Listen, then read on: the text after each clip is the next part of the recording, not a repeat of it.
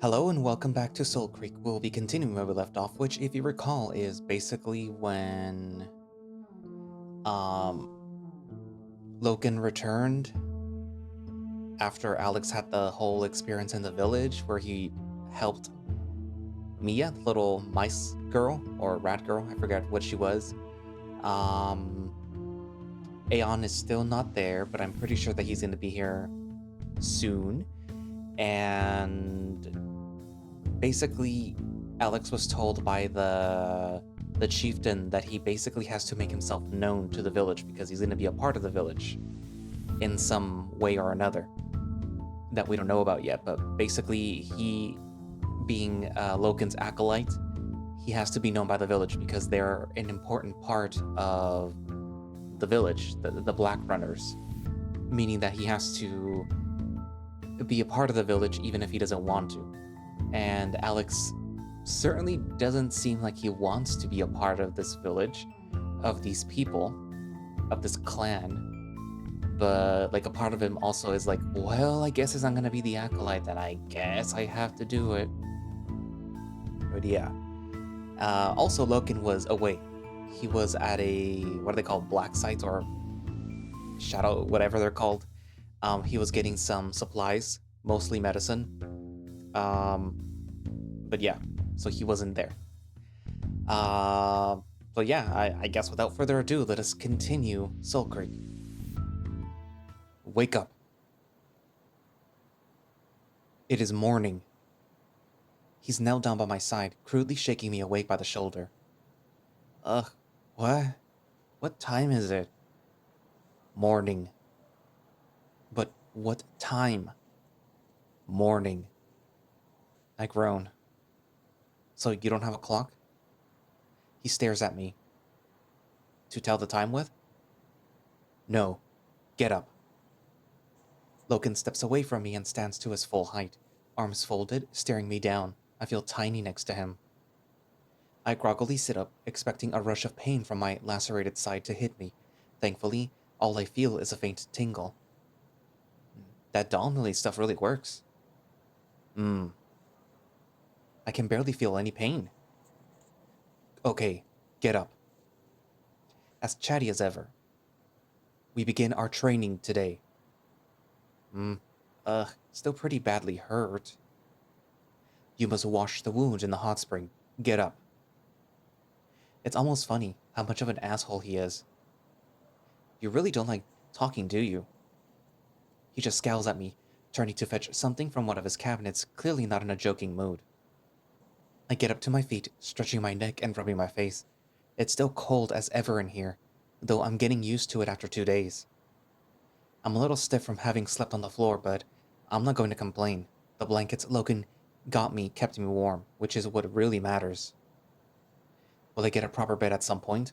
I'd rather not just sleep on Loken's floor forever.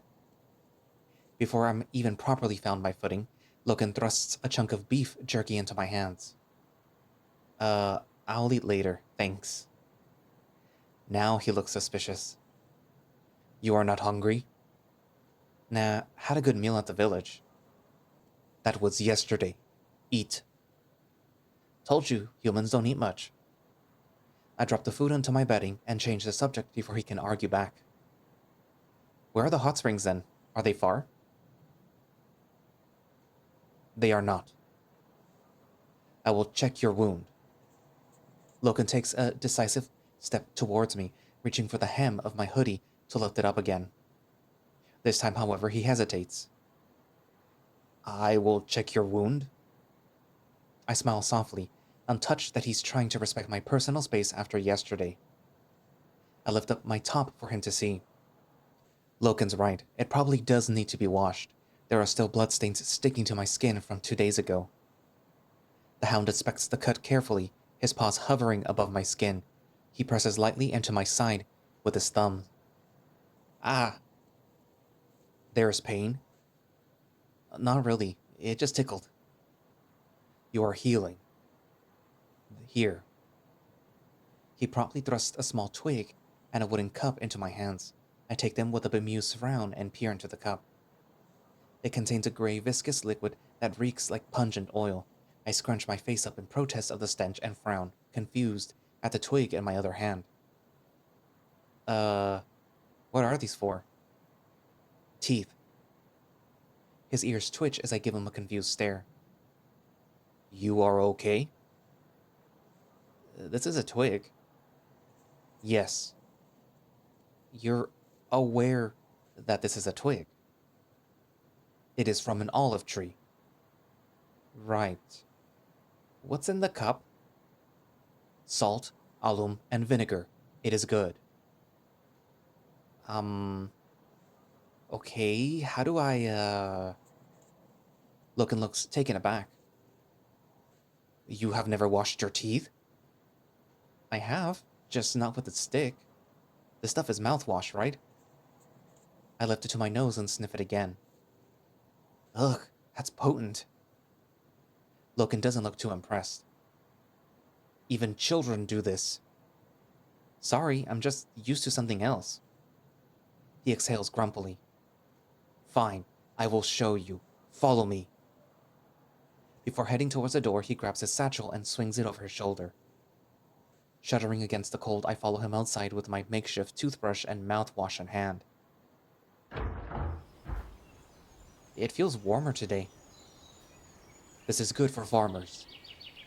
Now, watch and copy. He's not seriously going to brush his teeth with a twig, is he? Oh wow, he is. I watch with amazement as he chews on the tip of the stick. Chew until it is like this. He shows me his twig. The tip has become frayed like bristles.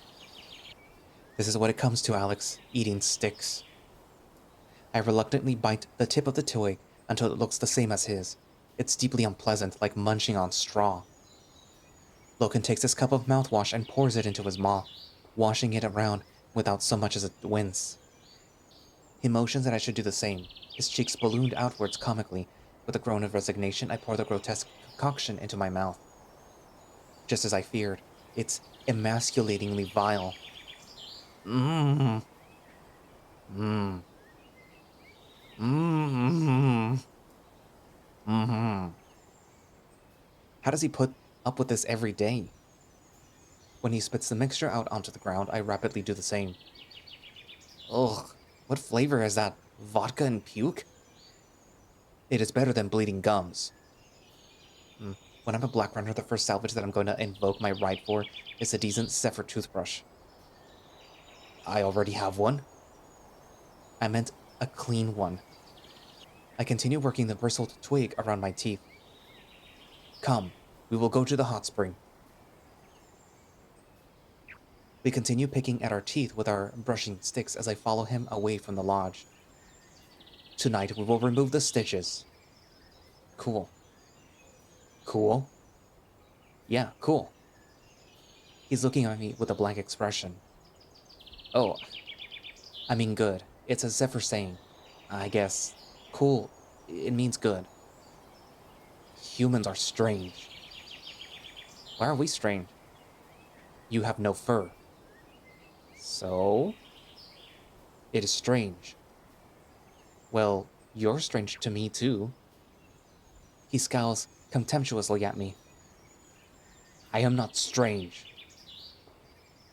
Loken walks away before I can answer. This attitude again? Loken hands me a leather water-skin bag to wash my mouth out with. As we walk, I do so gladly, relieved to free from the taste of licking a forest floor. I gaze at the musculature of his upper back flexing beneath his pelt as he walks. He has a stiff tranquility that makes him seem really indomitable. His thick Arctic fur is bristling gently in the bitter cold breeze, his tail swaying with his step. The more time that I spend with him, the more I'm getting used to him. He's less unnerving to me now. I'm starting to get more and more curious about his canine features. I gaze at the hefty bulk of his shoulders, watching his pelt shimmer gracefully over the contour of his body. Ugh, I admit it, I do think that he's physically attractive despite being kind of an asshole. His sheer size and exotic physique is pretty interesting to me. Not that I'm suggesting that I want something to happen. I'm still his acolyte, and we're different species. He probably isn't gay anyway. You are okay? Loken's crystal gaze has locked onto mine as we walk. He looks concerned. Huh? Your face is red. Oh, god damn it. Yeah, it's the cold. The cold turns your face red? It's how the skin reacts to the wind. Hmm. He hums thoughtfully. You're really not cold? I am not cold. Having fur must be nice. The husky just shrugs his shoulders at me. He carries on walking. I get the feeling that he'd rather just walk in silence. We continue marching through the valley, but I'm determined not to let the idle chatter die out this time. How long have you lived up here? Since I became a black runner. And how long is that? 21 years. How old are you? He blinks thoughtfully. I do not know. Seriously? It is hard to keep track. I have at least 30 years and some after that. Have you lived alone the whole time? His stride gets momentarily slower. Yes. No. Yes. And then out of nowhere, he glares at me. I am not lonely. I never said that you were. Good. I am not. Okay. His pace quickens, ending the conversation once again. I scowl after him. I'm just trying to be friendly. We come to a dip in the mountainous valley, and my eyes boggle at the sight before me. A beautiful crystal spring of clear, bubbling water sits nestled amidst the gentle hills and thick forestry. It sparkles in the bright sunlight, wisps of gentle steam amble upwards into the breeze. Even as I approach the spring, I can feel the pleasant heat from the water glazing my face. This is... wow. Others do not come here. Why not? Because... he grimaces. Because I am a black runner. So? They believe that we are tainted. I frown. The taint of the demons. They will not use this spring. That makes sense, given that Dravonia told me yesterday. Black runners are living, walking witnesses of the horrors in the black zones. It goes against the whole ignorance is bliss mentality. And yet some people seem to respect them. I can't quite get my head around it. Are people scared of black runners, or... Most Draconi embrace the black runners. Others do not. Ah, I see. Either way, it means that you get to keep the spring all to yourself. It is good that no one comes here. I kneel down by the hot water, careful not to agitate my injury, and dip my fingers gently into the still water. It's pretty hot. Not too hot, but it certainly be a deep contrast from the heavy cold. I submerge my whole hand, watching the ripples bounce away through the frothing pool with awe. How is it kept warm? There is a magma deep in the earth. Aeon calls it geothermal spring.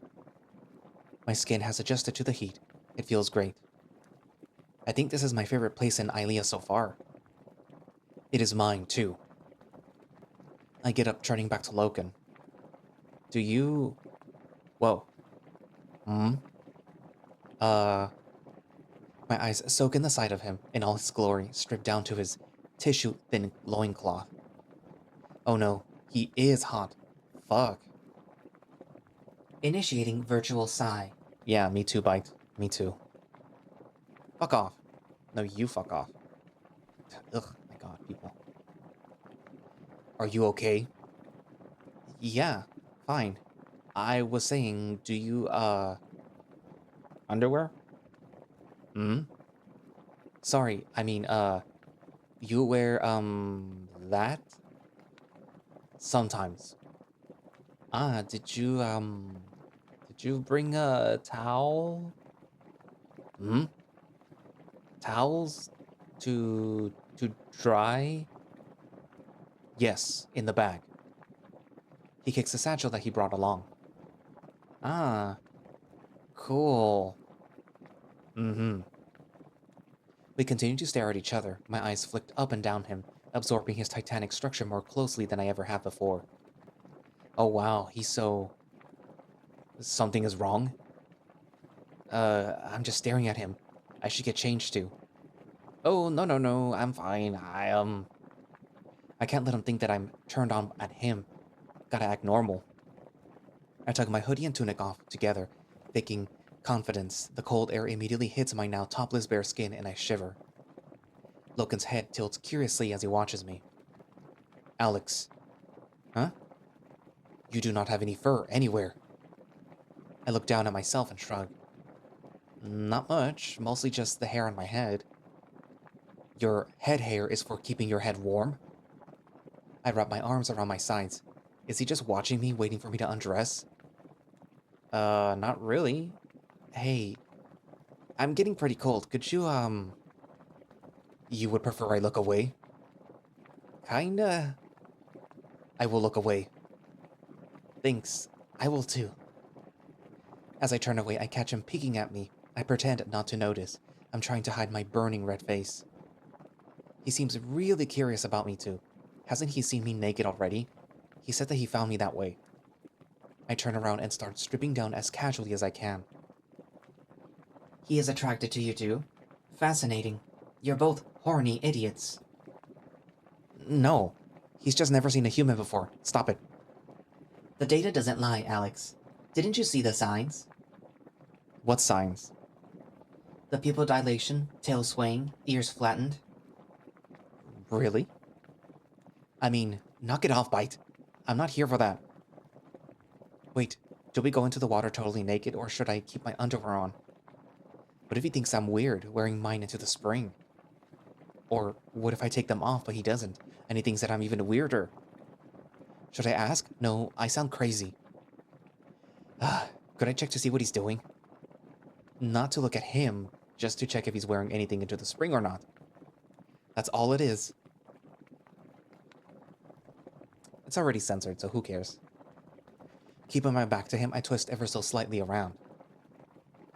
I whip my head back. We definitely made eye contact. I saw... What did I see? What happened to us being anatomically similar? Still, different or not, he's... Wow. He was peeking at me too? What if Bite was right? The thought of getting closer to him is...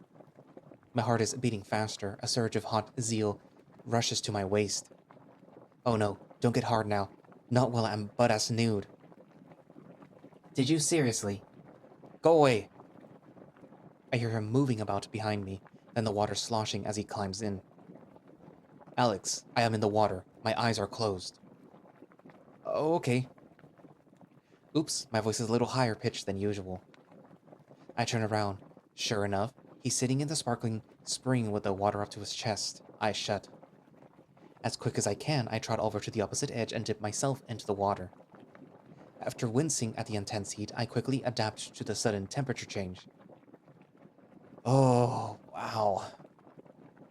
My muscles turn to warm wax, the glorious heat seeping into my bones and rushing to my head in a wave of euphoria. It's so nice, I can't help but groan happily. The water brushes against my injured belly. There is a momentary sting, but then it goes pleasantly numb. The humid air and glorious steam billowing from the spring settling into my lungs. I rest my back against the rocky edge of the water and slide down, my eyes lolling shut happily. I find a smooth rock to perch on and sit with my head floating just above the water. This is so nice. Opposite me, Loken opens his eyes. We will not stay long. Ensure your wound is clean. I watch his eyes close gently. His head lolls back somewhat, his arms splayed out along the sides of the spring. He really looks relaxed. My eyes take in the curves of his chest and his arms. He's got a really nice body. It looks so damn comfortable. Gods, what the hell is wrong with me? Where did all this lust come from? How can I be horny with everything that's going on? Alex, do not let him fuck you in the pool. There's a high risk of injury. He isn't into me. You're wrong. Oh yeah? Want me to tell you which bit of you he was looking at just now? No, go away. Okay. It was your butt. Fuck off! I look back over at Loken. His fur is all brushed up and wet. It's pretty damn cute. I can't help but chuckle. His ears flick and he opens his eyes. Something is funny?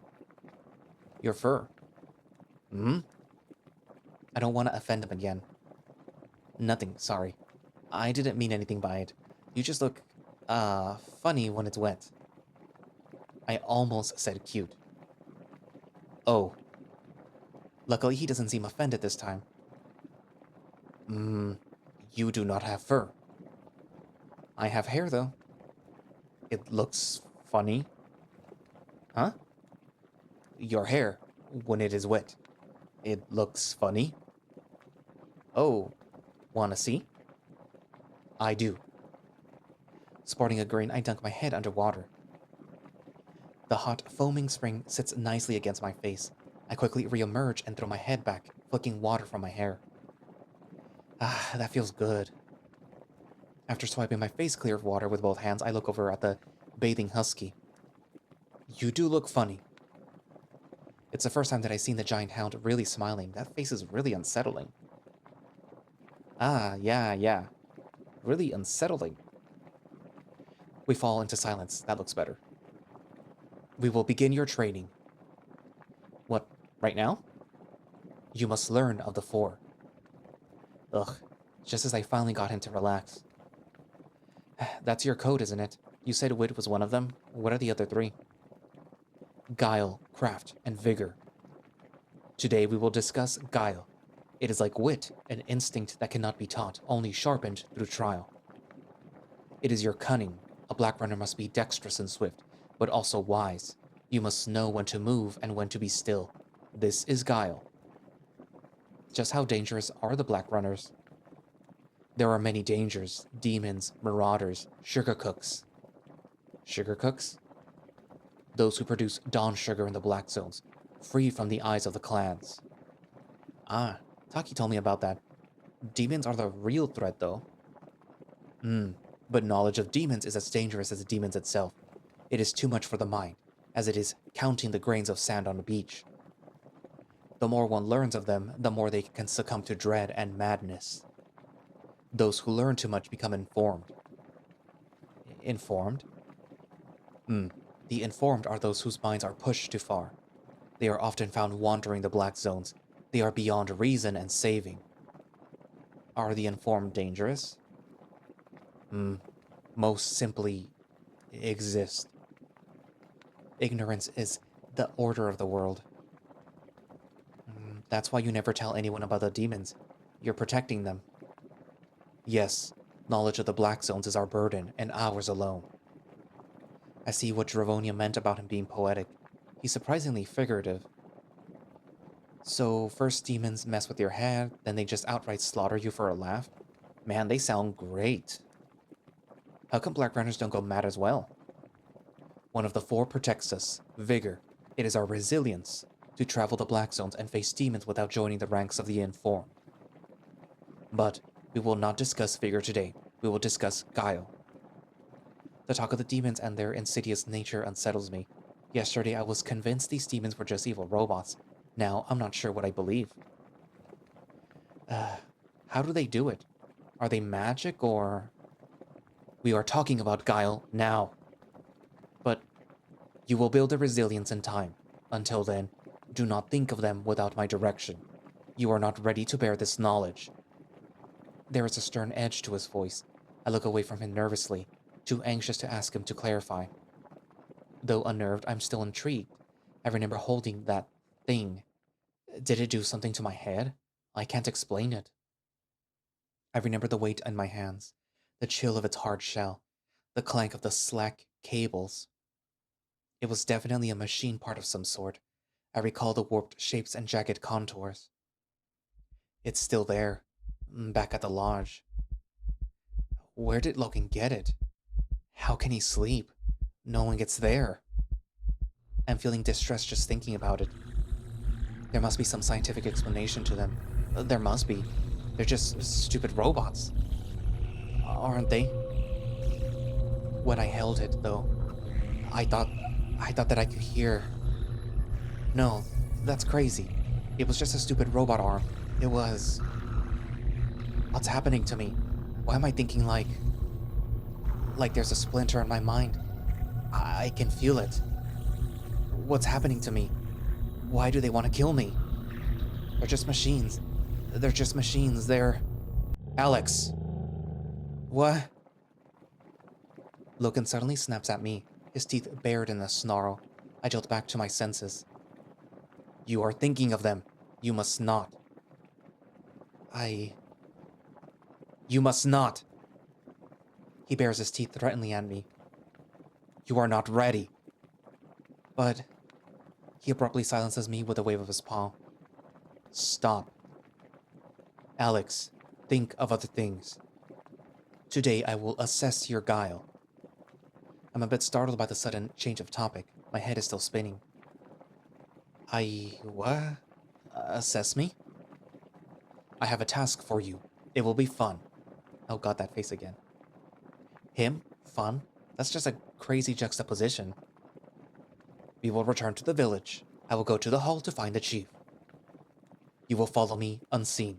You must reach the chief without anyone seeing you. I blink at him. That's his idea of fun?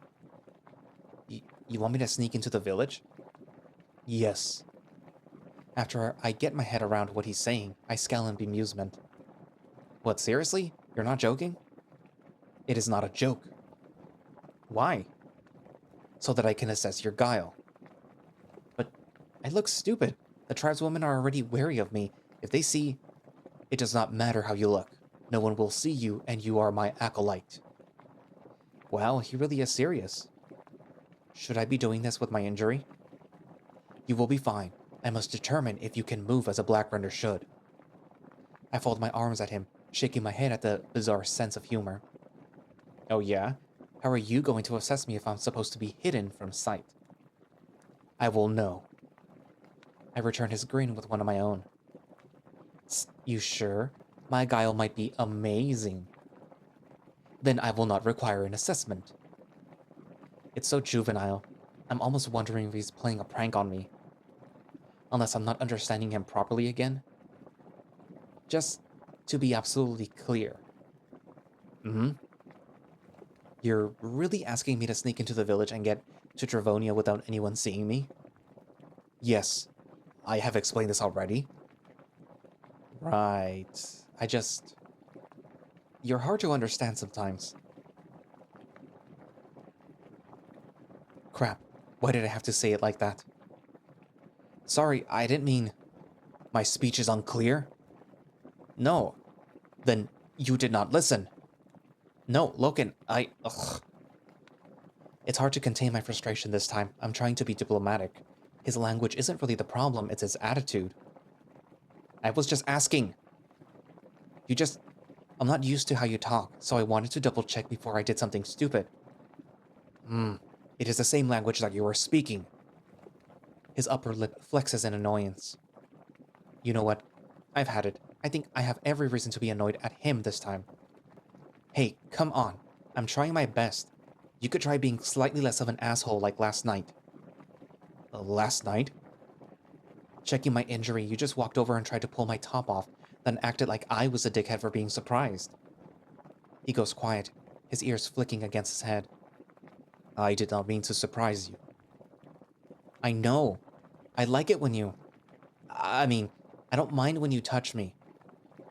But everything I say pisses you off. Should I just shut the fuck up? His annoyed scowl has melted away and his gaze drifts away from me. He looks forlorn. Ugh, he looks so sad. Great, now I feel terrible. Sorry. I will try to speak slower. No, it's not that. You're not speaking too slow, just...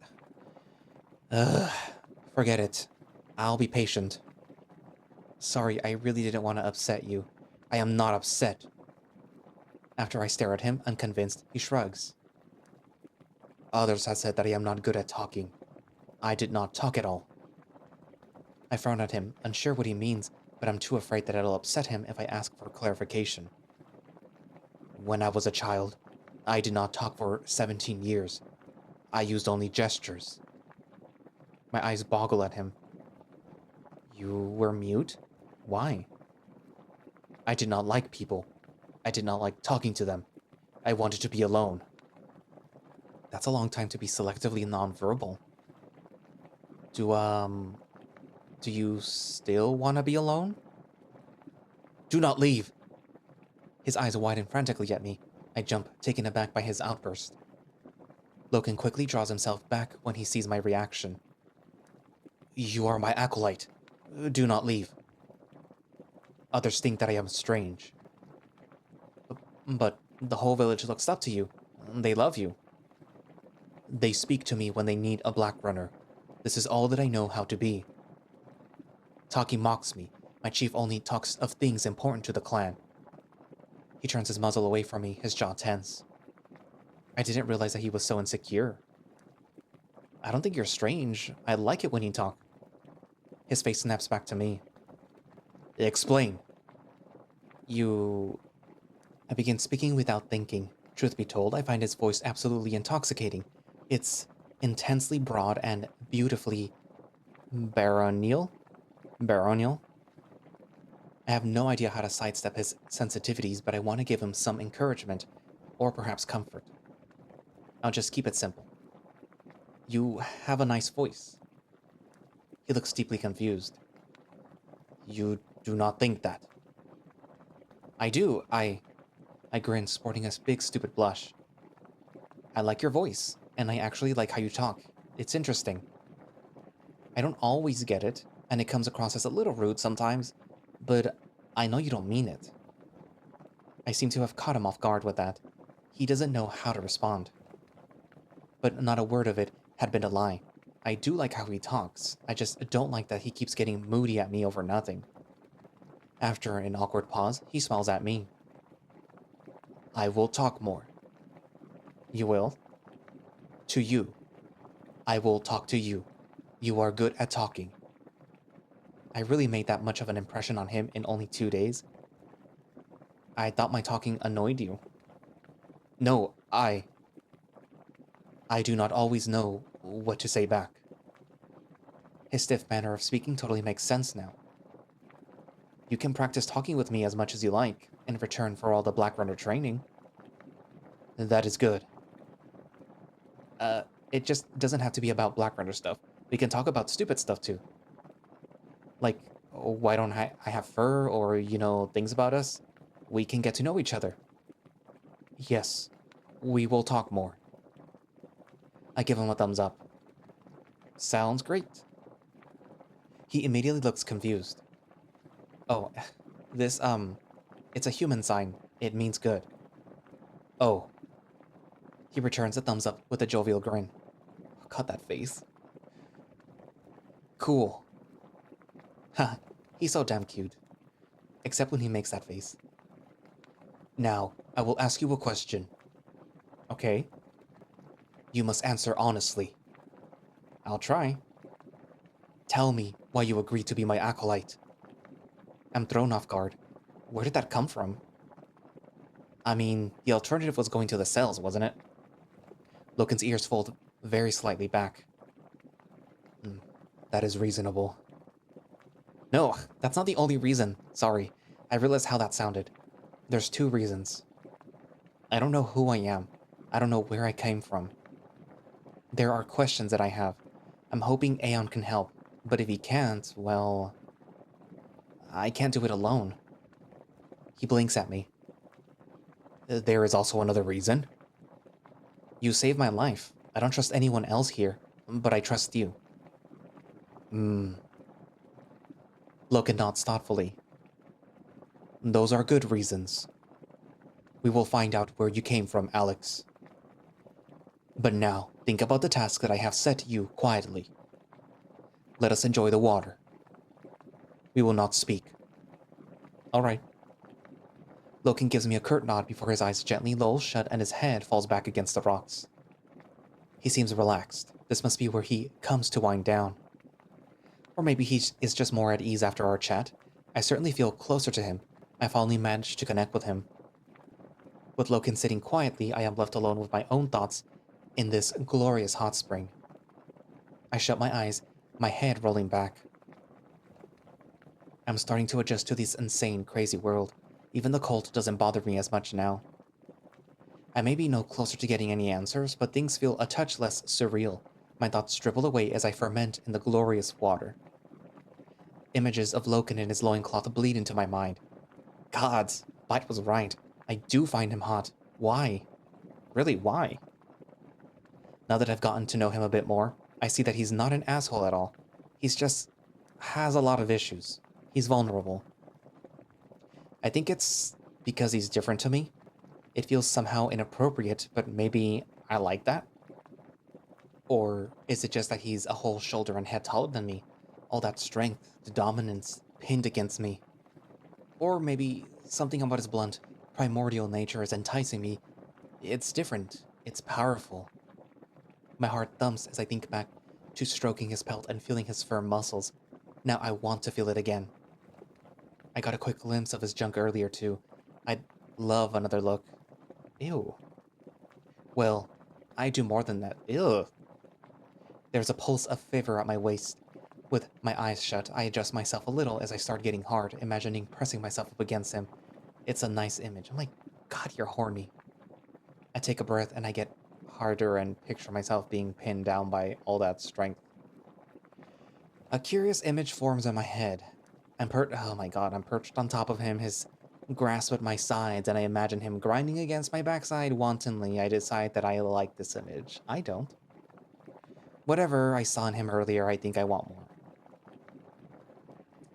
But I did say that he was peeking at my butt earlier. Maybe if I tease him enough. Alex.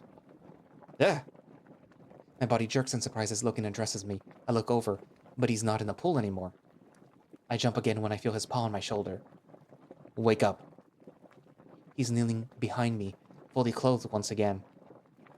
Ah, Loken, I'm still hard. I cover myself with my arms as casually as I can. When did you get out? Did I doze off? You did. It is time to go. I have a towel for you. Ah, thanks. He smiles. I will turn away. He promptly whirls about and takes a few steps away, politely standing with his back turned to me. God damn it, I need to get my horny brain under control. Yeah, you should. As glorious as it was stepping into the hot springs, getting out isn't quite so pleasant. The cold wind strikes me immediately, and the towel Loken brought is a ragged, thin piece of cloth that barely covers me. I dab at my stitched side curiously. My injury looks much less severe now that all the dried blood has been washed away. There isn't any pain. Trying to dry myself with a hard-on is pretty awkward. I yearn for my own dick to go down and stop trying to humiliate me, but it's too riled up by amorous thoughts of Loken. Once I'm tugged my underwear and leggings back on, I scour my hair with a towel, then grab my tunic and hoodie. So, am I everything you expected? Loken turns around, frowning. I watch his eyes carefully. Explain. Me being a human. Am I what you expected them to look like? He looks confused as he considers my answer. His eyes move down to my chest. You have no fur. I grin nervously as he scans me. I realize how exposed I am to him, curiously leering at my body and blush. Huh, yeah, none of us have fur. He nods. I turn my back to him, pretending to fumble with my tunic and hoodie. I peek at him from my peripheral vision and see his eyes darting lower. You are small. You keep saying that. Humans... He stops himself. What? Humans prefer to be unseen? What do you mean by unseen? Without clothing to cover you. Oh. Ah, well, I sort of, it depends. Mostly, I guess, we prefer to keep our bits and pieces private, you know? Do you not? I am not bothered. I have witnessed the indulgence. Modesty is rare after that. I really want to ask him what his stance on the indulgence is, but he swiftly derails me. You are ready to leave? Oh, right, yeah.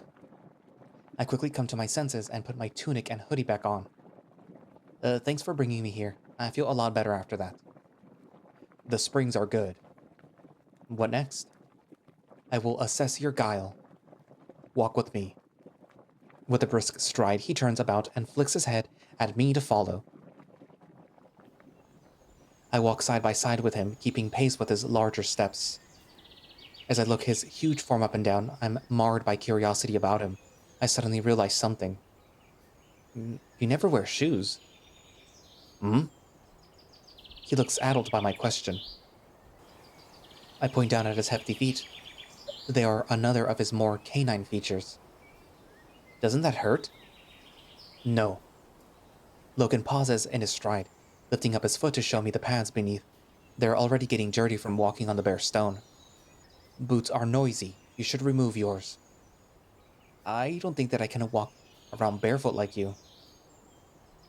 Because you are smooth? Sort of, yeah. He puts his foot back on the ground, staring at me. Then he smirks. What? He just rolls his eyes and carries on walking.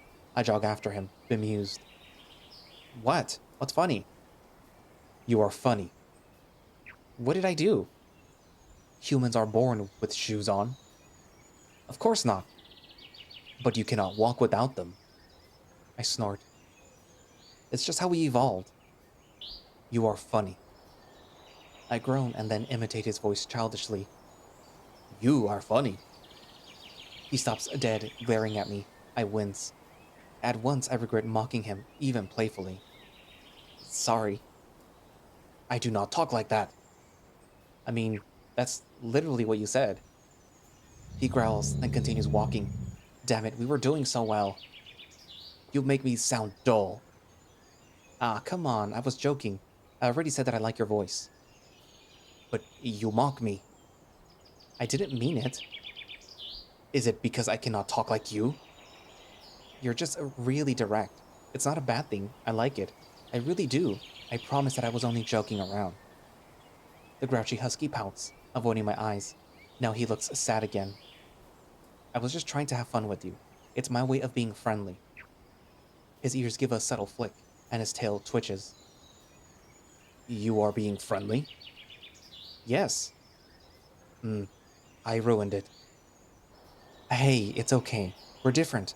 It's going to take a while for us to, get used to each other. I would get better at talking. You are good at talking. You are good at mixing words. Mixing words? When you say two words at once, you are good at it. I mean, you are good at it. That was right. I gawp at him. Did that seriously just happen? Loken, you really don't have to talk like that. I sound less dull? Honestly, you sound uncomfortable. I will work on it. I will... I'll... Does the way that you talk really bother you? How come? Because of... He abruptly stops. His scowl is back yet again. It is nothing. He keeps his eyes straight ahead as he walks off. I decide not to press him and keep up with his pace. Bit by bit, I'm getting to know him more. He's just a fascinatingly intriguing guy. At first, I thought him totally indomitable. Now I see how fragile he actually is. Despite all of that, he's been looking out for me in his own way since he found me. Knowing what I know about him now, I contemplate how much he's actually done for me. He's really been my anchor in this strange, dangerous world. I hate that he is so insecure. I don't like the idea of him getting upset, and I get a sudden overpowering urge to be affectionate with him. Hey. Alex. I step sideways and bump my shoulder into him playfully. I'm so much smaller than him that I almost bounce right off of him. He stares at me like I just shattered the laws of social etiquette. You're a good hound. His head pivots in confusion. Then he shakes his head at me with an amused smile. You are strange. I shrug. Probably. You are good. I'm good? He shoots me another genuine happy smile. Ugh. You are a good human. I fight off a big, stupid grin. Okay. He grins back at me. I notice his tail wagging wildly. Man, I feel like I let my guard down around him. I can trust him. I can trust him, right? I look over at him, suddenly conflicted and full of emotion. I mean, can I really trust him? Hey, Loken. Um, I, Alex. Just, I was just thinking. Does he trust me? I feel like he does. Can I, can I tell you something? Okay. He carries on walking beside me. It's, about me, maybe. Okay. I falter, swallowing my words before they formulate. My people, the Zephyr, they, they had this technology called computer science. Don't. What? Don't do it. We agreed. Oh, come on. No. Do not tell him about me until we speak to Aeon. But we have to tell him eventually. And you have no idea how he react. Loken pauses in his step, turning to face me. Alex, you speak of the old knowledge? Ignoring Bite for a moment, I gaze forlornly at the hound. How about you just try to explain to him what an AI is first? See how he reacts. Maybe it'll soften the blow. Alex? Oh, right. Sorry, yeah. The old knowledge. Computer science. So my people, they could create a sort of a mind. Loken's brows furrow. Already, I feel like I've messed this up. A mind is not created. It is born. No, I mean, they're not real minds. It's called artificial intelligence, or AI. It means creating an intelligence for a computer or a machine that isn't naturally born. Uh, a part of a mind? What? No, like a whole mind. His face tightens. A mind that is part of a person. No. I mean, just the mind. What if you could create a mind? All minds are created at birth. I don't mean naturally, I mean artificially. He scowls at me. You are talking nonsense. How the hell do I explain this to a primitive who doesn't even know what a computer is? So, uh, so it's like you can program machines to program. I mean, tell. You can tell machines to act in a certain way, and they seem like they're alive. That's what AI is. Intelligence demonstrated by machines. He blinks at me, head tilted in a canine confusion. I am confused. Ugh, what do I do? He hasn't got a clue. If I just drop that I have another intelligent being in my head, bombshell, who knows what conclusion he'll draw? No, I can't tell him. I need him. Without him, I have nothing to navigate this world with. The thought of him turning on me is too terrifying. Above all else, I need Loken on my side, even if that means lying to him. It's not important. I just thought mm, maybe demons were created in the same way. That is what you wanted to say? Yeah. I watch as Loken's nose twitches, his eyes narrow ever so slightly at me. The hound's stare lingers briefly. For a moment, I'm unnerved. It's like he's staring straight through me. With a flick of his head, he gestures for me to follow him and continues marching across the grassy valley. You are suggesting demons are birth of old knowledge. It does not make sense. It, I just mean that they sound like machines that are sentient. Maybe the Zephyr created them. No. No? You believe the Zephyr created demons as intelligence, A and I beings? It is nonsensical. They would not do this. Maybe they didn't mean to create them. Like I said, it's just an idea. I know little of the old knowledge. What about Aeon? Would he know? I do not think so. Never has he spoken of minds that are created, not born. I will ask him about these A and I creations. I go quiet, my eyes diverting from the husky and to the Draconi village in the distance. How did Aeon come to know so much about the old knowledge? He was an automonk. I frown. I thought that they were cultists that took a vow of silence. They are. I will let Aeon tell his story. My questioning is abruptly cut off by Loken's bulky arm blocking my path. We have arrived. And that's where I'm going to leave it for today. So, gotta spend a little bit more time with Loken at the hot springs. You got a peek at Loken, even though it was censored, well, pre-censored already. I take it that Loken is getting attached to Alex, and Alex is getting attached to Loken, much to my displeasure.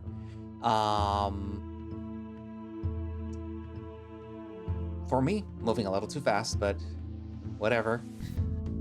I am curious about the thing that Loken had Alex look at, or at least attempt to have Alex look at, the piece of a quote-unquote demon, and why Alex wouldn't look at it, and what exactly it is, and what effect it already has on Alex, because apparently he can't really stop thinking about it, even though Loken is telling him, like, stop thinking about it. You only think about it when I tell you. And my guess is that it's because of the way that it interacts with your mind, I guess. Where I guess once you see it, it's with you forever. Or if you keep thinking about it, it's gonna keep affecting you. So you have to stop thinking about it, I guess. We'll find out later, I guess. Anyways, so the next step, I suppose, is the test of guile to see whether or not, I guess, Alex is able to be sneaky, which I suppose would work with